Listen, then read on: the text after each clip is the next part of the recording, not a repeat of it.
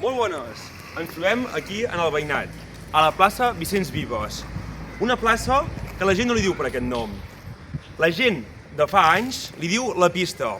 Sabeu el per què? Ens ha dit l'Albert, estem a la pista. I per què es diu la pista? Doncs molt fàcil. Perquè, mireu, l'any 1954, la fàbrica Comacros va muntar tot un complex esportiu. Va muntar un camp de futbol, on ara hi ha l'escola del veïnat, i on ens trobem nosaltres hi havia una pista poliesportiva.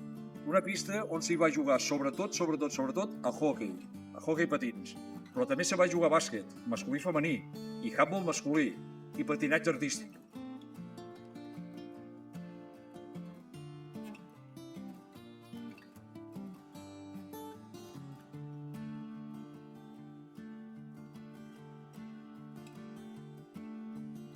Molts veïns de tota la vida, gent gran, encara tenen gravades a la memòria aquelles intenses matinals esportives dels diumenges dels anys 60 a les instal·lacions de la Comacros. Partit de futbol, partit de hoquei patins i, a la mitja part, una exhibició de patinatge artístic. Això sí, primer, cap a missa. La secció de hoquei patins va tenir una etapa de molts èxits, arribant a jugar la primera divisió i participant en molts tornejos, obtinguent així una gran sala de trofeus.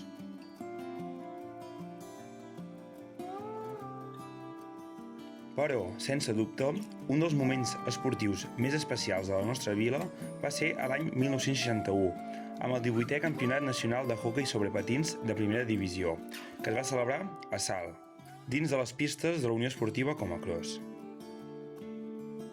Mudant aquest complex esportiu de la millor manera, deixant-nos unes imatges que costa de creure que sigui la plaça que hi ha en l'actualitat. Però, per explicar-nos la realitat de la pista, és millor que ens ho expliqui en Joan Bitlloc, un antic jugador de hoquei patins de la Unió Esportiva Comacros. I al terra de la pista ens has dit una cosa molt xula, que saps qui el va fer. Sí, el va fer en Fina, en el comandante Fina. Sí, ho van fer ells i hi havia un parell o tres de grades així fetes, no com les que es fan ara, però sí, tot allò ho va fer ell. Sí, hi havia una valla d'un metro o així, sí. Esclar, anaves als altres puestos també hi era així, però esclar, el terra era diferent, perquè, esclar, aquí tenies els vestidors allà on hi ha l'escola ara. Havies d'anar d'allà a la pista, tot era terra. Esclar, arribaves allà i era un altre món, i anaves a jugar, ja no ho dic al Barça, anàvem a Voltregà o a Reus, i hòstia, allò era un altre món. En canvi anaves a Cerdanyola, no, a Cerdanyola encara no, a Vilafranca del Penedès havien jugat per allà i també era una mica això. I anar a jugar a la pista on jugava el Barça, l'Espanyol o el Voltregà, era molt diferent de les pistes d'aquí, com la que tenim aquí, que tot són rajols, molt arrugada, allà era una pista tot, bueno, llisa, una cosa.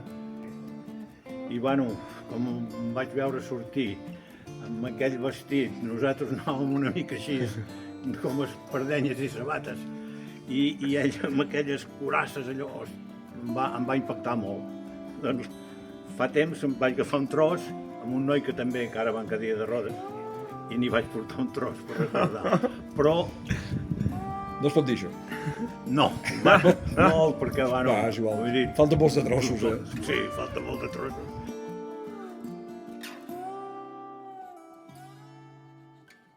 Però també els nens de la meva generació, aprofitant que ja aquest tipus d'esport ja no es feia gaire res aquí a la pista, ens hi colàvem, a la que no teníem escola, ens colàvem aquí i jugàvem. Jugàvem a hoquei, jugàvem a tenis, jugàvem a futbito, jugàvem a moltíssimes coses. I et direu, us colàveu? Doncs sí, ens colàvem. Ens colàvem perquè moltes vegades no ens deixaven les claus i ens colàvem per dos llocs.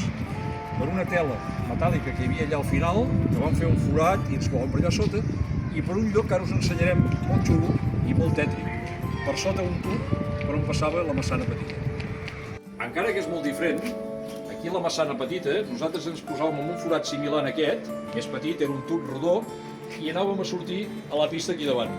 Ho veieu? Ara no ho podríem pas fer-ho. A part del moviment de la pista, si voleu, encara ens queden més records d'aquella secció de hoquei que tants èxits va tenir.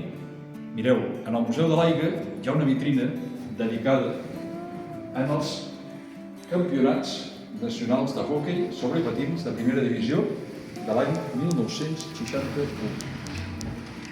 I us espera en el Museu de l'Aigua. Tret del terra de la pista, encara ens queda un últim record del complex esportiu, més concretament del camp de futbol. I és aquest xiprer que encara es manté en peu, que segurament va celebrar molts gols de la Unió Esportiva Comacros.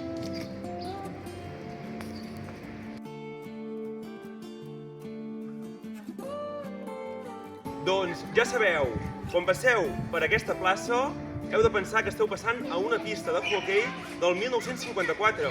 En aquesta pista, jo quan era petit i vaig patinar, la meva filla hi va patinar i ara està patinant el meu net. Imagineu-se. Això és...